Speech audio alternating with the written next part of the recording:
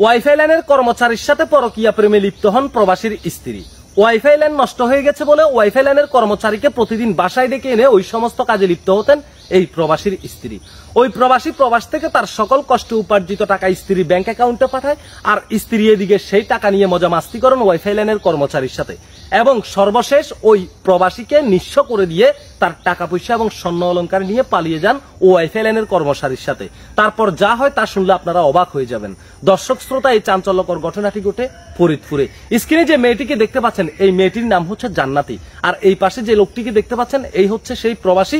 এই প্রবাসীর সাথে পারিবারিকভাবে এই জান্নাতির বিয়ে হয়। বিয়ের পর সংসার জীবন ভালোই চলছিল।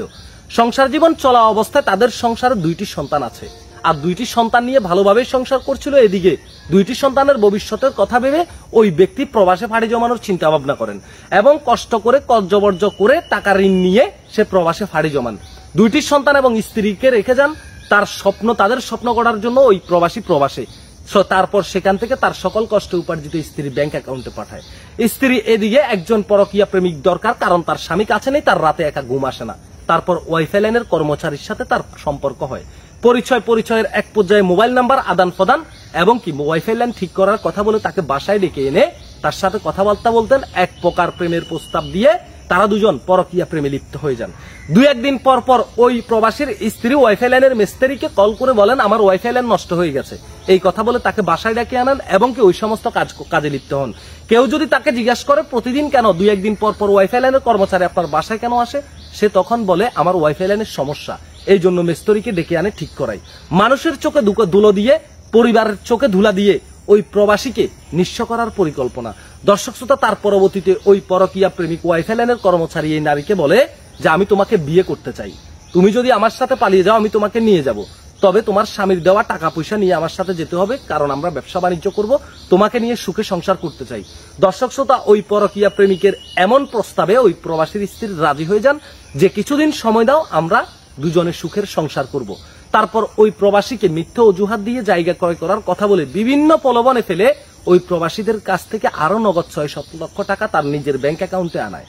তার পরবর্তীতে তার নগদ টাকা 12 লক্ষ টাকা এবং তার দেওয়া স্বর্ণ অলংকার সকল কিছু নিয়ে হঠাৎ করে ওই প্রবাসীর স্ত্রী তার বাড়ি থেকে উধাও, তার 2টি সন্তানকে সহ সাথে নিয়ে। তার পরবর্তীতে যখন জানাজানি হয়, এদিকে সকালবেলা ঘুম থেকে উঠে ওই প্রবাসীর মা বাবা তার পুত্রবধূকে ঘরে পাচ্ছে না। তারপর তারা এই বিষয়ে ছেলের সাথে কথা বললে এক প্রকার তারা থানায় গিয়ে অভিযোগ করে। ওই প্রবাসীর বাবা থানায় অভিযোগ করে যে তার পুত্রবধূ তার ঘরে থাকা তার ছেলের প্রবাস থেকে দেওয়া সকল টাকা পয়সা এবং স্বর্ণ অলংকার নিয়ে পালিয়ে যায়।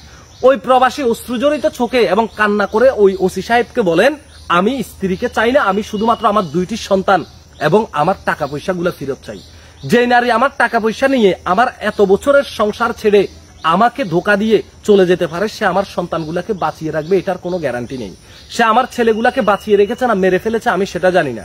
আমি আমার টাকাগুলো ফেরত চাই এবং এই দুশ্চরিত্রা খারাপ নারীর শাস্তি দাবি করছি এবং আমার 2টি সন্তানকে দেখতে চাই। এমন ভাবে পালিয়ে গেছে, কোথায় আছে কোনো সন্ধান পাওয়া যাচ্ছে না। ভিডিওটি শেয়ার করবেন। এরকম হাজারো প্রবাসী নিঃস্ব আজকে এই সমস্ত দুশ্চরিত্রা মা বাবার দুশ্চরিত্রা কন্যা সন্তানের কারণে, এই সমস্ত দুশ্চরিত্রা নারীদের কারণে। এদের কি সাজা আশা করবেন? কিছুদিন পরে হয়তোবা জানা যাবে যে পরকীয়া প্রেমিকের সাথে পালিয়ে গেছে সেই পরকীয়া প্রেমিক এই প্রবাসীর স্ত্রীর নগদ 12 লক্ষ টাকা এবং স্বর্ণ অলংকার সবকিছু খেয়ে দে তাকে আবার বাড়ি থেকে বের করে দিয়ে সেই পরকীয়া প্রেমিক উধাও হয়ে যাবে। তারপর রাস্তা ঘুরবে, হয়তোবা এই প্রবাসীর দরজায় এসে বলবে আমি ভুল করেছি, আমাকে আবার তোমার ঘরে তোমার স্ত্রী হিসাবে মেনে নাও, কারণ এই সমস্ত দুশ্চরিত্র নারীদের কাজে হলো এটা। দর্শক শ্রোতা, ভিডিওটি শেয়ার করবেন এবং এই নারীর দৃষ্টান্তমূলক শাস্তি দাবি করছেন। প্রত্যেক প্রবাসীর উদ্দেশ্যে বলতে চাই, স্ত্রীর চাহিদার বাইরে কোনো টাকা পাঠাবেন না।